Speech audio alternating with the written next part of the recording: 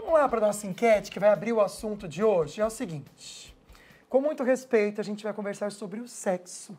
E a perguntinha até com você em casa é você responder sim ou não. Você conversa sobre o sexo, né? Ter essa conversa é um tabu para você? Existe um desconforto? Você se sente com vergonha? Até mesmo de responder, por exemplo, essa enquete? Se sim, pode responder que é tudo anônimo, seu nome não vai aparecer. Hashtag sim, tudo juntinho, ou hashtag não, porque a gente sabe que muitas vezes a pessoa dá uma vergonhinha, né, amiga, de conversar sobre.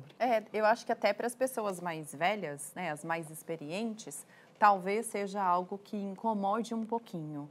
Para a nossa geração, eu acredito Já que solta mais fácil. a gente tenha um pouco mais de liberdade. Não é verdade, gente? Seguinte, sexta-feira é comemorado o Dia do Sexo. E a ideia do programa, então, é trazer informação de uma maneira muito tranquila, respeitosa, que é para a gente refletir também sobre temas que envolvem o sexo. Então a gente vai falar um pouquinho sobre educação sexual. Isso. Falar também da pornografia, como ela tem prejudicado a vida de homens, mulheres, casais. Então, para entender um pouquinho esse assunto e até responder as nossas perguntas, a gente recebe ela, que é a sexóloga, a Márcia Eliane. Seja muito bem-vinda, Márcia. Obrigada pelo convite. Bom estar aqui. Essa percepção que nós temos, né, a nossa geração fala sobre a questão do sexo de uma maneira mais natural, não com tanto tabu. É uma percepção ou de fato é verdade? Por que as pessoas ainda sentem receio, vergonha, sei lá o que você quer chamar, em falar sobre sexo de uma forma natural? O sexo é natural, né? E eu gostei da abertura de vocês falando sobre a questão respeitosa. E é dessa maneira que devemos trabalhar o sexo, falar sobre sexo. Primeiro, né, nós estamos numa geração que eu falo que é do limbo, saímos de uma geração que não se falava sobre sexo, e agora milhões de informações vindo aí, né? Temos as redes sociais, enfim, a internet, profissionais também, que antes não tinha, sexólogos não existia, né? Não se falava sobre, eram alguns estudos sobre sexualidade. Eu vejo que nós estamos mais abertos a discutir, mas ainda não estamos falando com naturalidade. Tem-se o receio ainda de falar sobre sexo e sexualidade. Até porque, não sei se imposto pela religião, né, a maneira que a gente cresceu, de ligar o sexo a algo sujo, algo desrespeitoso, né? Então, o que a gente percebe muito é que os homens parece que falam muito de sexo quando estão entre eles, de maneira muito jocosa, com falta de respeito, e parece que a mulher também, entre elas, conversa de uma maneira mais sadia, né? Existe isso mesmo, essa relação? Quem que é mais flexível a falar sobre sexo, o homem ou a mulher? Na verdade, nenhum dos dois. É mesmo? Estamos aprendendo.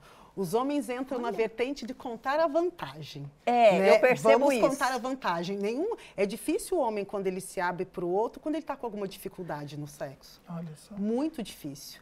As mulheres já falam das dificuldades, elas se abrem mais, né? Nós, mulheres, somos educadas a nos colocar nessa postura mais frágil. Os homens têm que ser fortes, e isso influencia bastante, né? Então, estamos ainda aprendendo a falar. Eu percebo que os casais não conseguem conversar sobre sexo. Os casais não conseguem conversar, tem uma dificuldade muito grande. Eu falo que fica uma lacuna dentro da relação, né? De falar o que eu gosto, o que eu não gosto, o que eu desejo, o que eu não desejo, o que está ruim.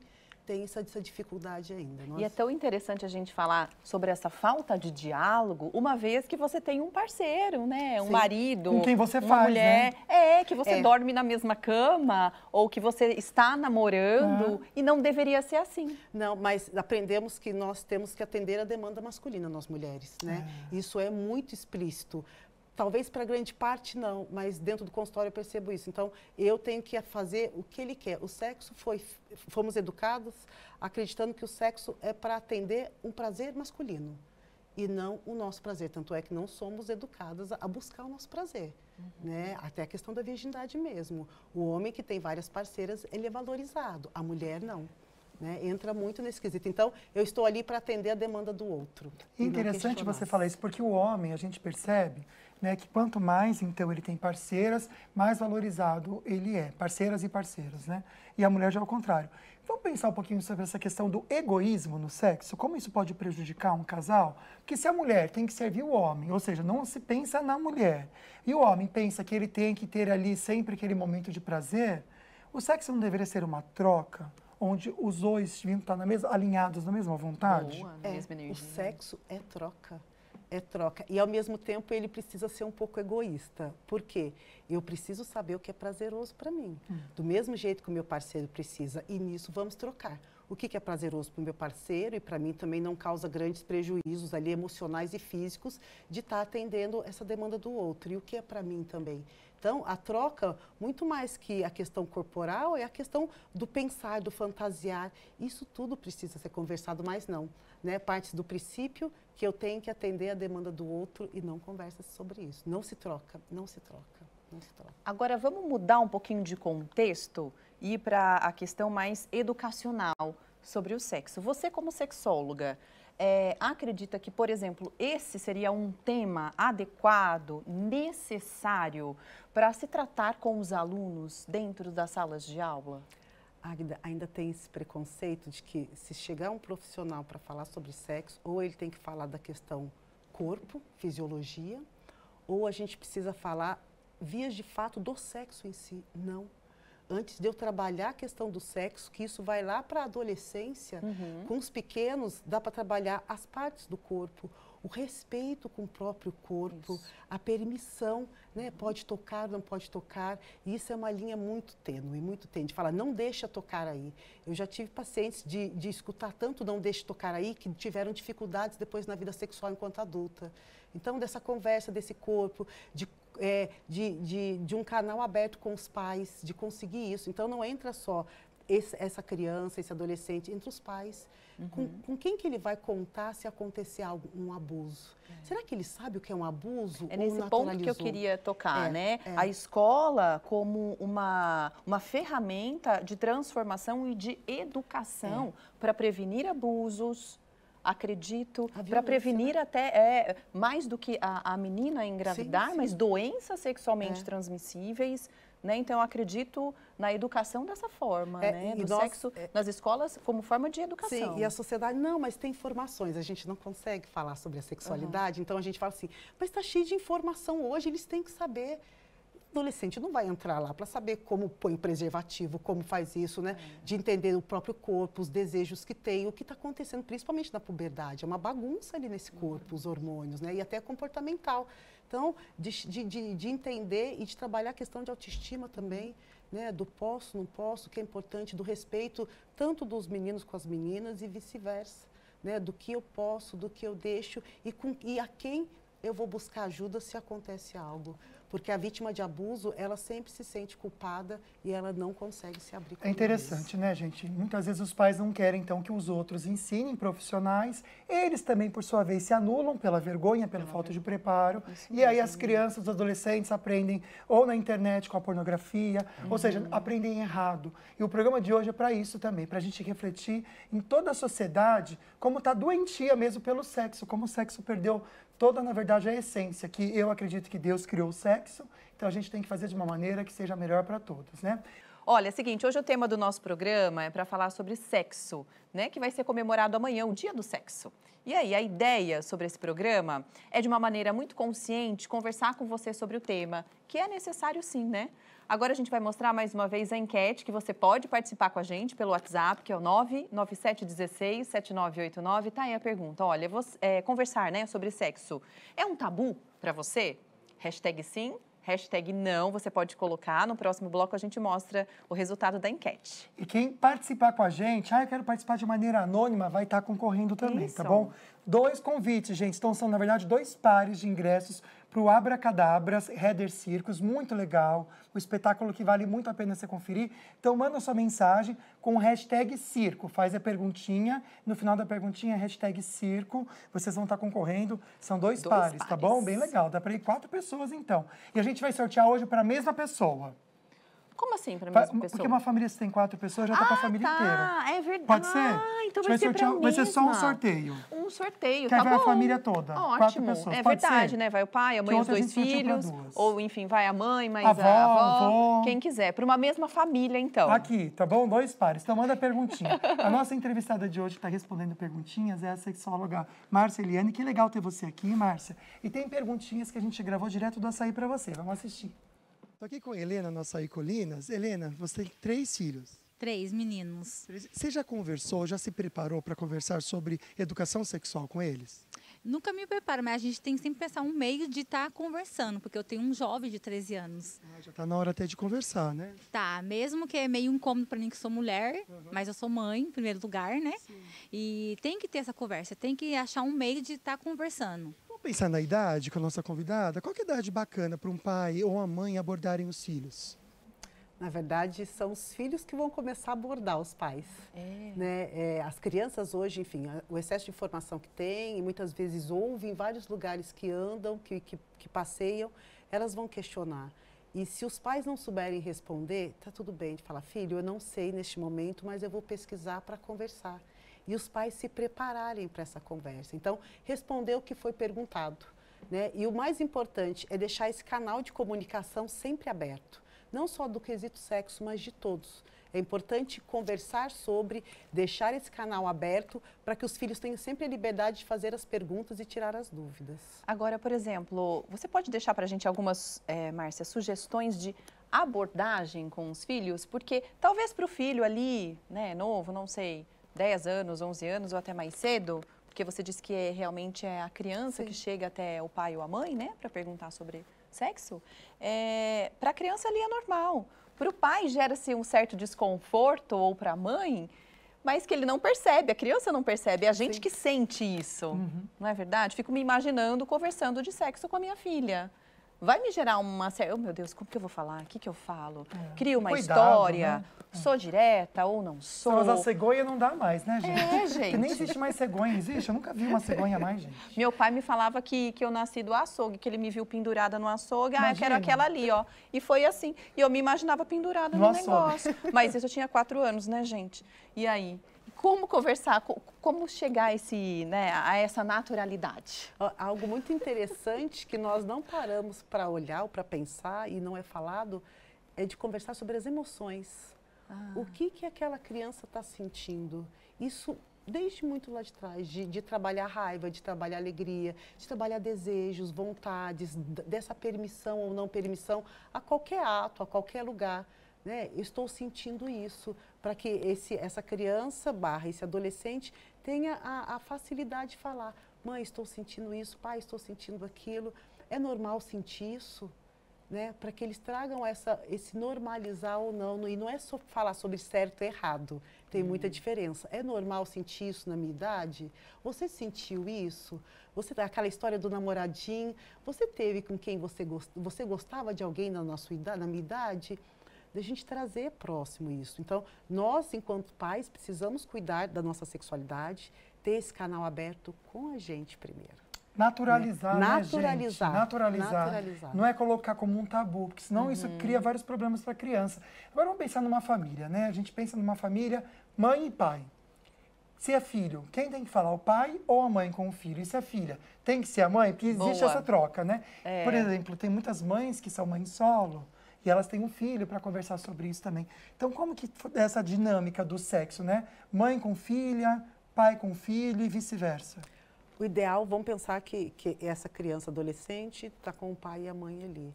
Os dois sentarem e conversar. Até para ela... o casal, então? Casal. Que legal. Naquele momento eu me sinto mais confortável, eu vou levar isso para o meu pai. Não, eu percebo que minha mãe fala mais das emoções. Eu vou levar isso para minha mãe. Não, meu pai, eu percebo que ele tem certa abertura para tal assunto. Então, que a gente possa fazer isso, né? De colocar essa criança adolescente aberto para conversar com os dois. Até porque aí o menino, por exemplo, amiga, vai ter a experiência de uma mulher falando sobre sexo. Sim, também. E a visão de uma mulher sobre sexo, né? É interessante. Fica muito mais amplo. Esse mundo da sexualidade para ele fica mais amplo. Ele tem o olhar dos dois lados. Dos dois lados. E que bom, né, se chegarem a essa conversa. Então, acho que esse deveria ser o caminho, realmente, para todas as famílias. Sim. Né? Tratar e disso o quanto com normalidade. Será um assunto muito natural e o quanto aquele adolescente ou aquela criança que está iniciando ali vai ter uma vida sexual muito, eu falo, mais clara, mais tranquila, né? Tem as turbulências? Tem, somos seres humanos, mas ela vai conseguir administrar melhor tudo isso, esse tipo de relação com o outro e não o quão sofrimento que eu vejo que é hoje, infelizmente. Muito legal, Márcia. Olha, é o seguinte, a gente quer te lembrar que você pode enviar a sua dúvida, a sua pergunta. Se você se sentir à vontade para colocar teu nome, ok? Se não, pode mandar também de forma anônima. Mas aí, se você quiser concorrer a esses ingressos, na verdade, a gente vai sortear para uma família. Então, são 4 pessoas de uma mesma família que vão ganhar os ingressos para o Heather Circus Abracadabra, que está aqui em São José dos Campos fazendo o maior sucesso. Vocês já viram, gente? É um verdadeiro show. Então, é só colocar tua perguntinha com a hashtag Circo, tá bom? Daqui a pouquinho a gente volta para falar mais sobre o Dia do Sexo e também responder as suas dúvidas. Agora no estúdio a gente volta a conversar sobre sexo. Afinal, amanhã é o Dia do Sexo e a sexóloga Marceliane está aqui respondendo as nossas perguntinhas. Tem uma enquete que a gente jogou para você em casa, até para entender o seu relacionamento com o assunto de hoje. E a pergunta era a seguinte: conversar sobre sexo é um tabu para você? Hashtag sim, hashtag não. Por enquanto, quem participou, mandou para a gente pelo nosso WhatsApp, deu a seguinte porcentagem. Olha, 64% dizendo que não. Então a gente fica até feliz e que bom que você tem essa educação, essa mente mais aberta. E que ajude os 35% também a pensar mais sobre isso. É isso mesmo. Seguinte, se você tiver dúvidas, quiser participar com a gente, pode participar também pelo WhatsApp 99716, está aqui, ó, 7989. Você pode concorrer a 2 pares de ingressos. Na verdade, vai para a mesma pessoa, tá bom? Porque aqui você consegue levar 4 pessoas com você para um programa muito divertido, Heather Circus, aqui em São José dos Campos, que está fazendo um sucesso danado com o espetáculo Abracadabra. Amiga, tá fala bom? que essa poltrona é legal, o lugar, Meu né? Deus, ó, setor ouro. Ouro. Privilegiado, sabe? É uma vista assim, não é o setor... Bronze. E bronze também é muito Mas bom. a gente foi no não bronze e a gente viu tudo de pertinho, então todos são bons. Mas é que esse aqui, gente, realmente é muito incrível. Tá? É muito A gente chique. não tá desvalorizando outro, a gente tá valorizando esse, que é incrível. É, vai ficar de camarote quase, gente. Chique tá demais. bom? Então pode mandar sua pergunta com a hashtag Circo. E aí no próximo bloco a gente faz o sorteio, beleza? Agora a gente vai dar uma olhadinha em outras perguntas que nós gravamos. Ah, do Povo Fala, a gente traz o próximo bloco. Isso. Não tem problema, tá bom? Amiga, vamos pensar um pouquinho que a gente está falando da pornografia, que infelizmente é algo que a gente tem que conversar hoje, né? Márcia, você na sua experiência, atendendo casais, homens, mulheres, a pornografia ela tem destruído a vida sexual de casais? Tem prejudicado muito, muito. Vamos colocar desse homem que, para ele, a pornografia está sendo muitas vezes uma válvula de escape. É essa percepção que eu estou tendo. A pornografia entra como algo para sanar a ansiedade.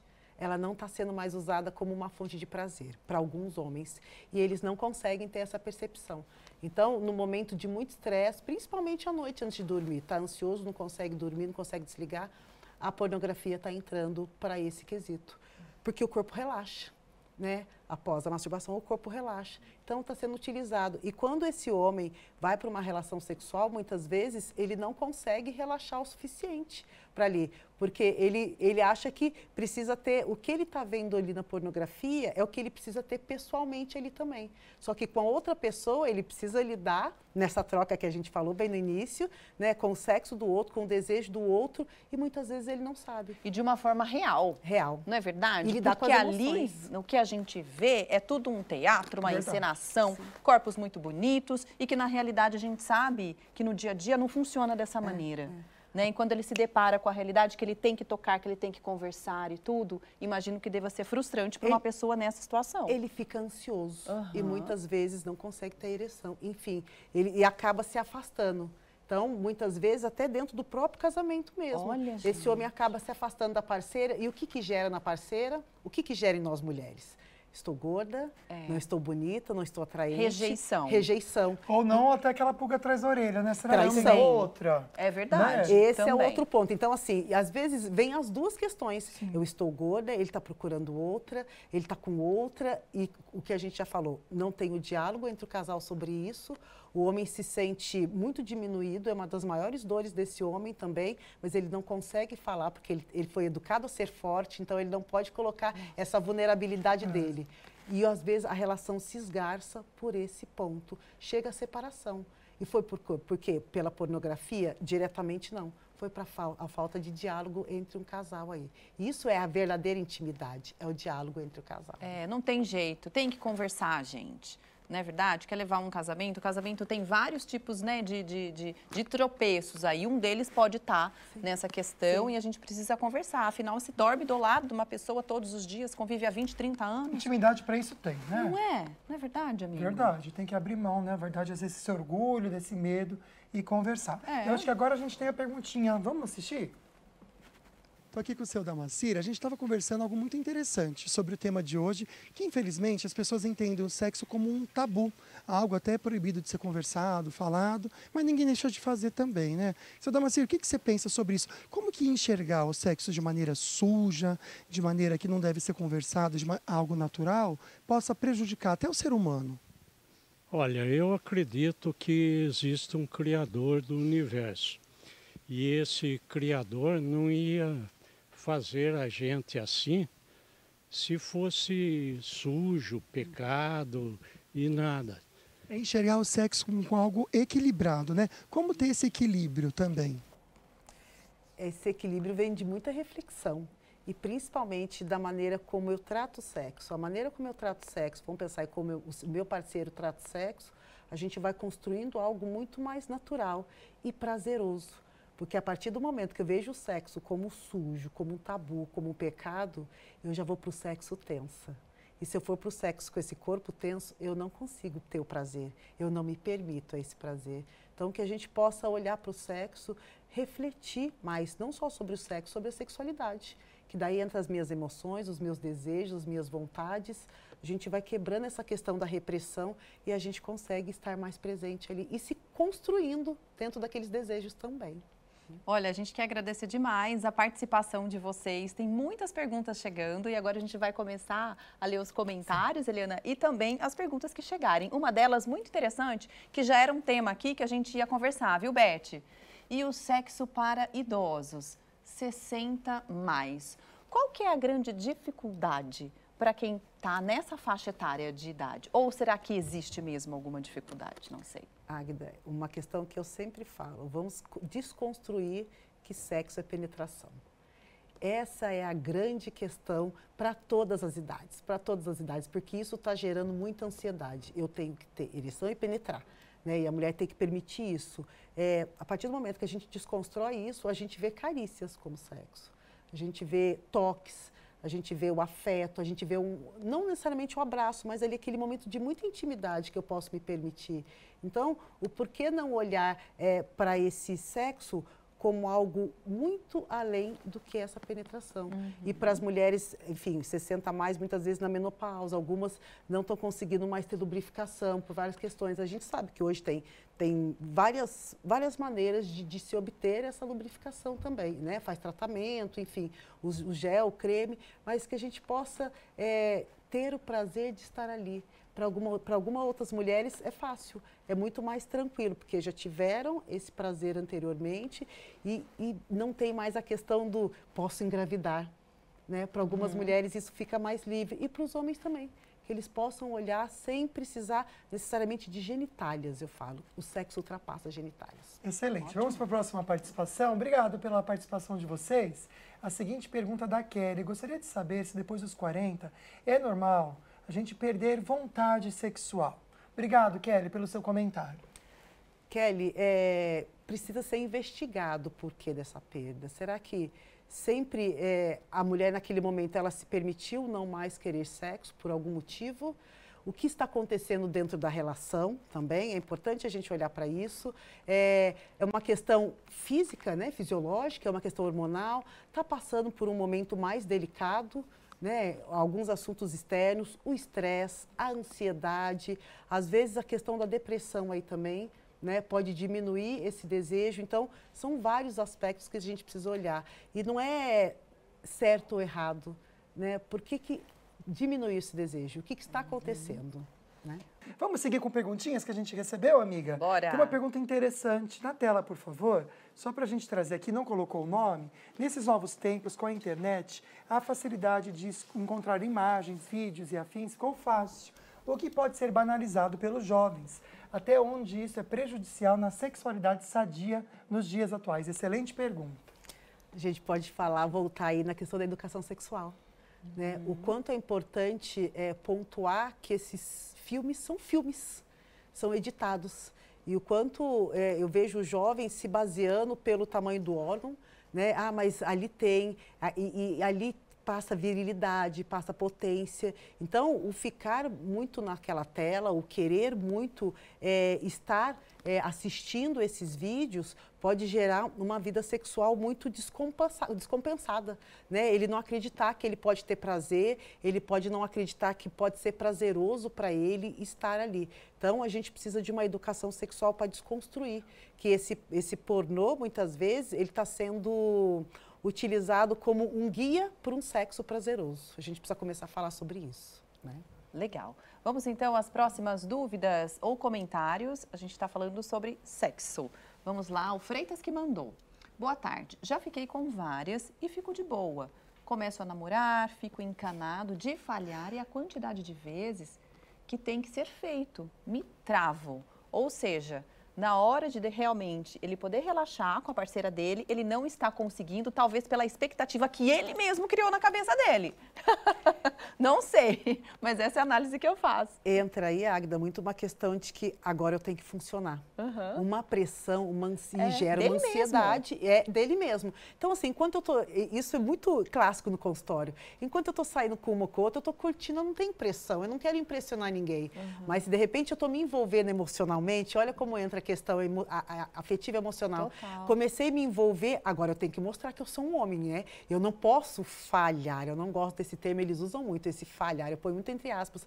Agora eu tenho que dar conta, eu tenho que funcionar. Né? Eu não posso decepcionar essa mulher.